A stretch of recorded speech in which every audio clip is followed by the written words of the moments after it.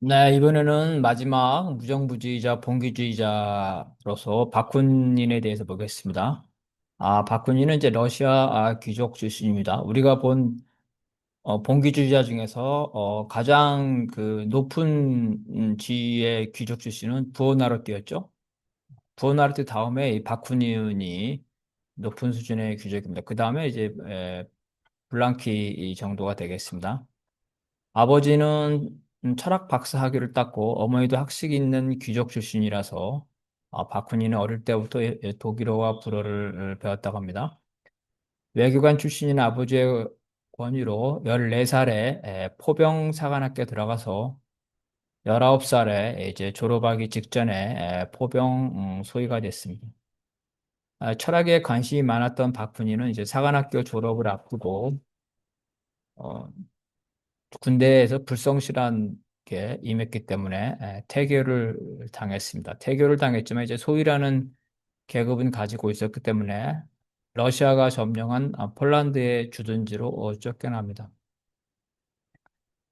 그는 폴란드에서 러시아의 폴란드에 대한 억압을 목격하고 이에 실망을 해서 학문이죠. 학문을 공부하기 위해서 탈영을 했습니다. 하지만 이제 귀족 집안이었기 때문에 이 탈영의 처벌을 받기보다는 가족의 배경으로 인해서 21살에 무사히 군대를 제대하게 됩니다. 이런 것을 봤을 때 귀족 출신으로서 앞뒤를 가리지 않는 무분별한 행위를 했다는 걸 알 수가 있겠습니다. 그는 1835년에 21살 제대하고 나서 바로 모스크바로 이주했습니다. 원래는 이제 공무원이 돼야겠다는 꿈이죠. 아버지의 뜻에 따라서. 그렇지만 그 꿈을 버리고 자기 자신을 위해서 학문의 길을 선택을 합니다. 그는 이제 모스크바 주립대학에서 독일 철학을 공부하는 서클에서 활동했고, 헤겔의 저서도 러시아어로 번역을 합니다. 1937년 바쿠니는 이제 모스크바에서 헤겔 전문가로 인정받습니다. 독일어를 할 줄 알았기 때문에 헤겔의 철학을 번역하면서 헤겔 전문가로 인정을 받았다는 거죠. 그는 모스크바에서 지식인들과 교류를 했는데 그때 교류한 알렉산더 헤르전의 도움을 받아서 1840년 베를린 대학으로 유학을 갑니다. 베를린 대학은 이제 마르크스도 다녔고 엥겔스도 청강을 했고 헤겔이죠. 헤겔이 마지막에 베를린 대학 총장을 하면서 자신들의 제자를 많이 키워서 베를린 대학은 헤겔 학파의 본산이라고 볼 수가 있습니다. 원래 바쿠니는 베를린 대학에서 학위를 받아서 모스크바로 돌아와 교수가 되는 것이 원래 목적이었답니다. 하지만 베를린 대학에서 루게 등 헤겔 좌파, 특히 청년 좌파들과 교류를 했고 또 거기서 프랑스의 공상적 사회주의자들의 문헌을 접하면서 바쿠니는 이제 혁명가, 특히 무정부주의적인 사회주의자로 변신하게 됩니다.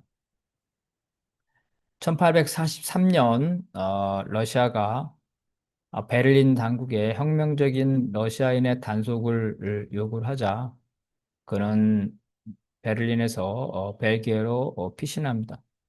이 당시 공산당 선언에 나왔던 1840년대 이 당시에 유럽에서 영국과 프랑스는 부르주아 민주주의가 어느 정도 자리 잡아가는 그러한 과정이 있었다면 독일이죠. 프레이션과 러시아는 억압적인 전제군주입니다. 그래서 이 입헌군주제를 반대하는 이러한 억압적인 전제군주가 러시아와 이 프로이센에 있었기 때문에 이 두 전제군주가 서로 연대를 하고 힘을 합해서 혁명 인사들을 서로 단속을 했습니다. 특히 러시아의 그 혁명가들이 이 베를린 독일로 많이 망명을 했을 때 이 프레이션 당국에게 이러한 혁명가들을 단속을 요구합니다. 그래서 이 당시에 프레이션 독일과 러시아는 유럽의 혁명가들을 탄압하는 대표적인 독재 국가였습니다. 바쿠닌의 아버지가 귀족이었는데, 아들이죠. 아들 때문에 러시아 당국으로부터 탄압을 받고 결국은 아들 바쿠닌에게 재정 지원을 중단하게 됩니다. 바쿠닌은 1844년 혁명 활동으로 인해서 걸석 재판을 받습니다. 러시아에서 걸석 재판을 받아서 러시아 귀족의 지위를 잊어버리고 지위를 상실했다는 거죠. 시베리아로 유연간 징역형, 유형형을 선고받았습니다. 결국은 이 유형형을 집행하기 위해서 러시아 당국이 이 바쿠닌을 잡으러 다니죠. 수배를 당했다는 겁니다. 그는 다시 파리로 도망가서 의인동맹의 바이틀링 등 독일인 망명자들이죠. 과 교류를 했고 이때 마르크스와도 만납니다. 바쿠니는 역시 파리에서 프르동을 만나는데 프르동의 무정부주의죠. 무정부주의를 받아들였고 프르동을 평생 스승으로 여겼습니다. 바쿠니나 프리동 모두 무정부주의자이기 때문에 정치, 부르주아 정치, 정당, 의회 이런 것들을 부정을 했습니다.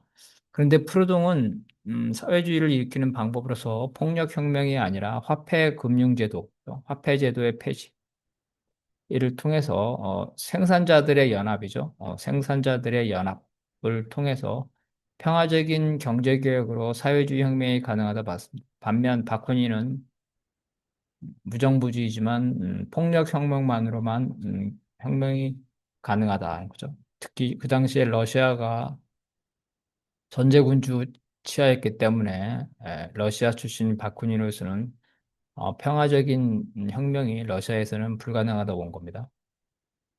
바쿠니는 1847년 1500명의 폴란드 망명객들과 프랑스인에게 러시아를 비판하는 선동 연설을 한 이유로 이것들이 이제 그 프랑스 정부죠. 프랑스 정부와 파리에 파견된 러시아들의 스파이, 이 비밀 경찰이죠. 이런 비밀 경찰에 발각이 돼서 러시아는 다시 또 이 프랑스에 이 바쿠닌 체포를 요구하고 프랑스는 바쿠닌을 파리에서 추방을 합니다. 이 당시에 1847년 당시에 프랑스는 입헌군주제입니다. 입헌군주제. 러시아의 전제군주보다는 그래도 민주화된 거죠. 그래서 러시아의 요구를 받아들여서 바쿠닌을 체포하는 것이 아니라 바쿠닌을 파리에서 추방합니다. 그는 다시 이 벨기에 브뤼셀로 갔는데 이 벨기에 브뤼셀, 벨기에는 이 당시에 상대적으로 민주화된 그죠? 입헌 군주정 민주화된 그 때문에 혁명가들이 이 벨기에나 혹은 스위스죠? 스위스 이런 데로 많이 피신을 하게 됩니다. 그래서 브뤼셀에서 1848년 2월 혁명을 맞이했고 바로 이때 또 마르크스도 바로 2월 혁명 직전에 브뤼셀에서 있으면서 공산주의자 동맹회 발족 선언문, 공산당 선언을 작성하고 있었습니다. 그래서 1848년 혁명이 일어나자 바쿠니나 마르크스나 전부 다 브뤼셀에서 파리로 돌아왔습니다. 그래서 파리의 그 혁명정부죠. 1848년 2월에 파리 혁명정부의 성격은 노동자와 급진적인 부르주아들이 연합한 사회혁명적 성격을 가지고 있었기 때문에 이러한 혁명정부의 지원을 받아서 바쿠니는 유럽 곳곳에 혁명을 전파하러 다닙니다.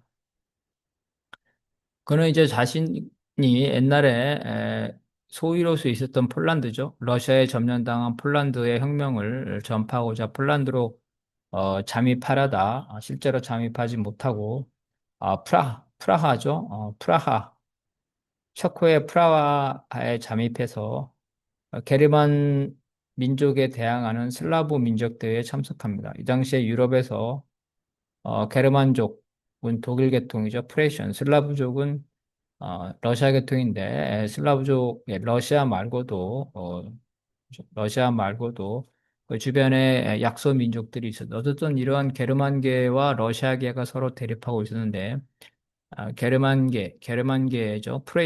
프레이션의 지배에 있는 슬라브인들의 그 해방이죠. 그런 민족 대회에 참석했다는 겁니다. 그래서 그는 체코의 프라하 혁명에 참여했다가 독일로 돌아왔고 1849년에 독일 드레스덴 무장봉기에 참여했다가 체포돼 사형 선고를 받습니다. 그는 이번에는 이제 러시아로 송환돼서 1851년 러시아의 생테르부르크 감옥에 이감되었습니다. 그러다가 1857년, 6년이죠. 6년 만에 바쿠닌의 형이 어, 종신 추방형, 시베리아로 종신 죽을 때까지 시베리아에서 망명주의 생활을 하는 거죠. 그래서 시베리아로 추방이 되고 1859년에 시베리아에서 결혼하고 친구가 무라비오프 아무르스키 백작이라 합니다. 이 백작이 통치하던, 그러니까 상당히 높은 수준의 귀족 출신입니다. 바쿠닌도 통치하던 이르츠쿠에 정착할 기회를 얻습니다. 그래서 여기는 상대적으로 자유가 좀 있었죠. 그는 태평양, 러시아가 지배하고 있는 태평양 지역에 연구를 하겠다는 목적으로 이르쿠츠크 지역을 탈출해서 태평양 지역이니까 일본, 샌프란시스코, 파나마, 뉴욕을 거쳐서 1861년 말에 런던에 도착합니다. 1859년에 이르츠크에서 1861년이니까 이 탈출이죠. 다시 런던, 유럽의 혁명 지역으로 돌아오기 위해서 길고 긴 여행을 한 겁니다. 1863년 폴란드 봉기가 일어나자 바쿠니는 러시아의 혁명을 유발하고자 잠입을 합니다. 잠입을 하지만 어, 거기에 들어가지는 못하고 핀란드, 스톡홀름, 파리 등을 경유해서 다시 영국으로 돌아옵니다. 1864년에 바쿠니는 런던에서 마르크스가 주도하던 국제노동자협회 제1 인터내셔널에 가담하게 됩니다. 바쿠니는 1864년 이탈리아에서 자신을 따르던 무정부주의자 그룹들을 모아서 비밀 결사 단체인 피렌체 형제단을 결성합니다. 또한 바쿠니는 나폴리에서는 연인 관계에 있었던 러시아의 오볼렌스키 공작 부인의 재정 지원을 받습니다. 그러니까 바쿠니는 귀족 출신으로서 귀족들과 완전히 그 인연을 끊지 못했다 이렇게 볼 수가 있겠습니다. 이와 유사한 사람이 이제 라살이 있죠.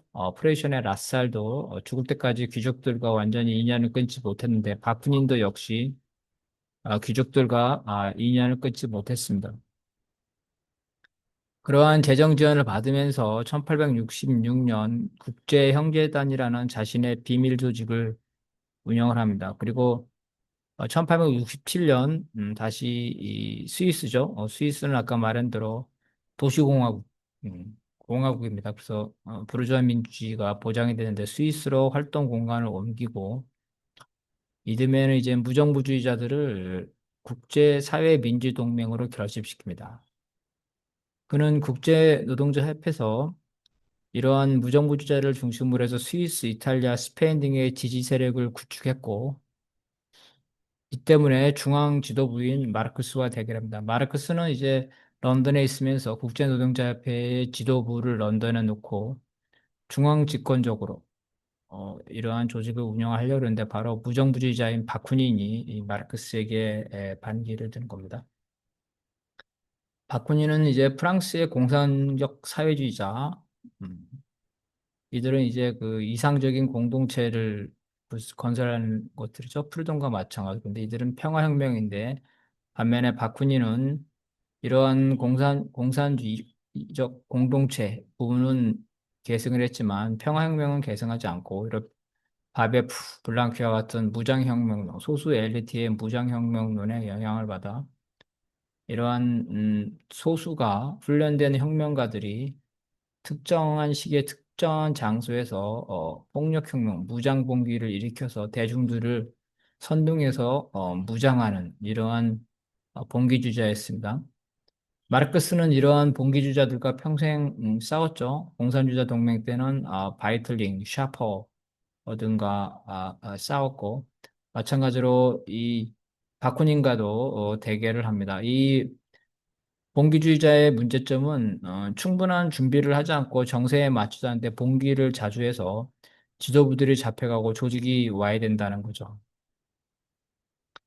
또한 바쿠니는 비밀스러운 엘리트 조직인 프리메이슨의 단원이기도 했습니다.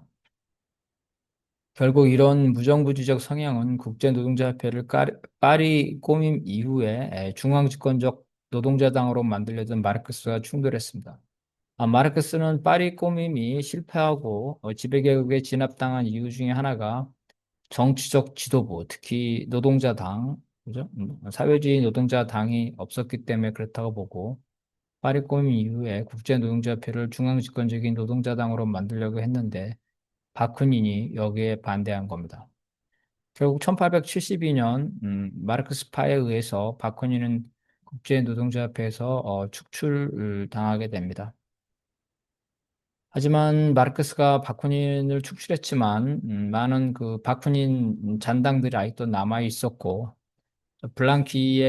블랑키주의자들이죠. 블랑키 자신은 마르크스와 대립해서 이러한 중앙집권적인 시도에 대해서 반발하면서 국제노동자협회를 떠났고 블랑키의 제자들 일부는 마르크스 편에 서고 일부는 바쿠닌 편에 서게 됩니다. 결국은 국제노동자협회는 이러한 충돌이죠. 균열, 이러한 충돌 균형이 있으면서 내분으로 그 역할을 못하게 됩니다. 마르크스는 이제 국제노동자협회가 무정부주의자들의 손에 넘어가는 것을 막기 위해서 국제노동자협회의 본부를 뉴욕으로 옮겨버립니다. 즉, 무정부주의자들이 참여하지 못하게 되는 거죠. 뉴욕에 옮긴 다음에 국제노동자협회가 고사되게, 그죠? 그냥 저절로 소진되게, 소멸되게 그렇게 방치를 하게 됩니다. 물론 이제 국제노동자협회가 이렇게 해산된 이후에 마르크스주의의 이론에 따라서 노동조합과 당들이 이 각국에서 나타나고 이것들이 국제적 모임이 되면서 마르크스의 제자들인 독일 삼인당이죠. 그 엥겔스, 그다음에 베벨, 리프크네프트 이러한 카우츠키 이러한 사람들에 의해서 마르크스의 도전을 이어받는 제2 인터내셔널이 형성이 됩니다. 그래서 마르크스가 국제노동자협회에서 바쿠닌과 이런 블랑키주의자들과 대립 끝에 국제노동자협회가 해소가 됐지만 그 정신이 제2 인터내셔널로 이어지게 됩니다.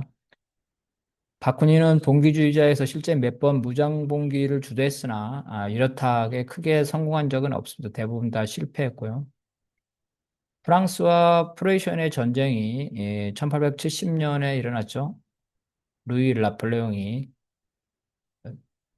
비스마르크, 철혈제상, 프로이센과 전쟁을 걸어서 전쟁에서 완패해서 포로가 돼서 프랑스의 루이 나폴레옹 제정이 무너지게 됩니다. 그래서 제3공화국이 나타나는데 바로 이러한 전쟁이 끝난 직후에 다시 말해서 파리 꼬밈이 나오기 직전이죠.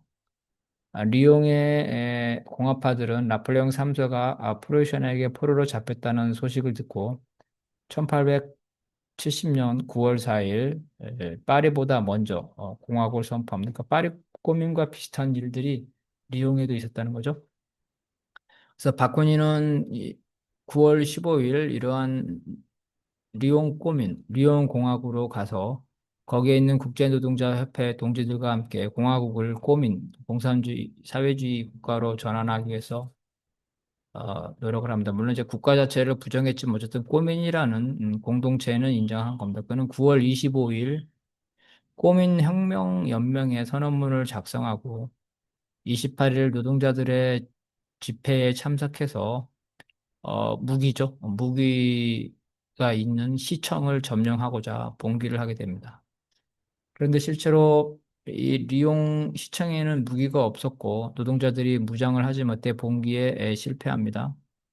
리옹의 봉기, 리옹 꼬민이죠. 리옹 꼬민이 실패하면서 리옹 정부는 바쿠닌 일행에게 체포영장을 발부했고 바쿠닌은 마르세유를 거쳐서 다시 또 스위스로 도피하게 됩니다.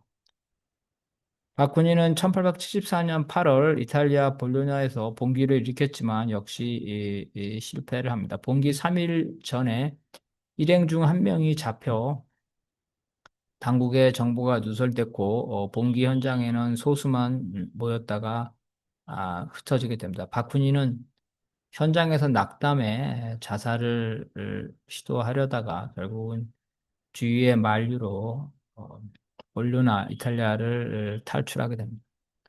그 이듬해 1875년에 모든 공식 활동을 종료하고 이탈리아를 거쳐서 그 스위스에 정착을 하게 됩니다. 그러나서 그 다음에죠. 1876년에 바로 사망하게 됩니다. 바쿠니는 국가를 부정하고 자유로운 연합에서 아래에서 위로 조직되는 그러한 공동체 사회죠. 집산체. 사유재산이 없는 이러한 공동체적 소유, 사회적 소유를 주장했다는 겁니다. 이러한 집산체에서 재산 공동체죠. 에서 화폐는 폐지되고 노동의 양과 질에 따라서 노동 전폐가 배급된다. 이거 이제 뭐 푸르동이 한 말하고 똑같죠. 생산수단의 사유를 자유로운 연합의 소유로 전환하려고 했다. 이 자유로운 연합도 이제 마르크스가 말한 거랑 똑같네요.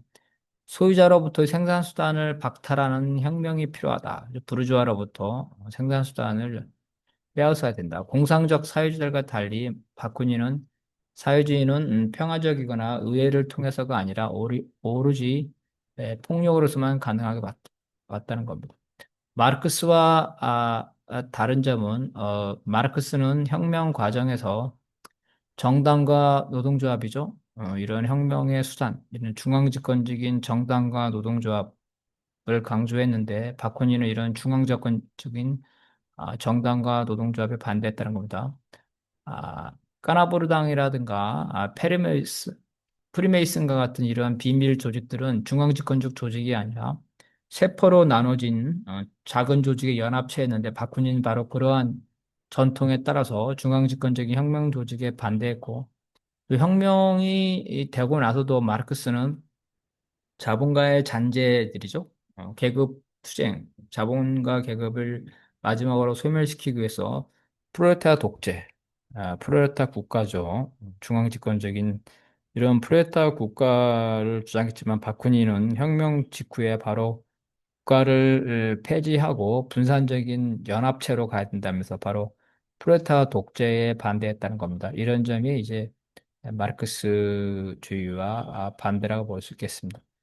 하지만 이제 러시아 혁명이라든가 중국 여러 가지 혁명을 봤을 때 그 이후에 혁명에 성공한 이후에도 자본주의 잔재가 남아있고 또 외세 반혁명 세력들이 혁명 국가를 공격하기 때문에 혁명 직후에 바로 국가를 해소한다는 것은 사실상 비현실적이라는 게 입증이 됐고 혁명 직후에는 혁명 세력의 독재가 필요하다는 겁니다. 다만 바쿠닌도 이러한 혁명 세력의 독재는 인정했지만 그 방식이 이 마르크스는 프롤레타 독재, 즉 계급 지배죠. 프롤레타 독재, 계급 지배 이러한 프롤레타 국가를 통한 독재를 얘기했지만 바쿠니는 독재가 아니라 소수의 혁명가들이죠. 소수의 혁명가들이 연합하는 독재. 그죠? 그것을 주장했다는 거죠. 무정부주의자의 독재와 마르크스의 독재는 소수 엘리트의 독재냐 아니면 노동자 국가, 플레타의 독재냐 그 차이가 있다고 볼 수가 있겠습니다.